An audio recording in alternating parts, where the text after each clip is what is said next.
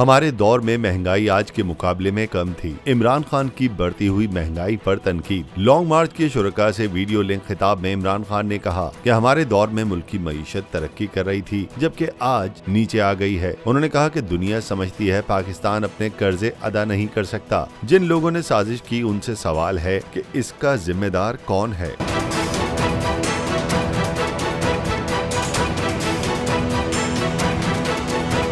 जबकि दूसरी जानिब हालिया मुआशी सर्वे के मुताबिक 1975 के बाद इस दौरे हुकूमत में महंगाई की शरह सबसे ज्यादा बढ़ी है। मुआशी वेबसाइट ट्रेडिंग इकोनॉमिक्स के मुताबिक पाकिस्तान में सालाना महंगाई की शरह अगस्त 2022 में बढ़कर 27.3% हो गई, जो मई 1975 के बाद सबसे ज्यादा है। PTI चेयरमैन ने मजीद कहा कि 90 की दिहाई तक पाकिस्तान भारत और बांग्लादेश से आगे था, लेकिन ये दो खानदानों के इख्तिदार में आने के बाद पीछे हो गया।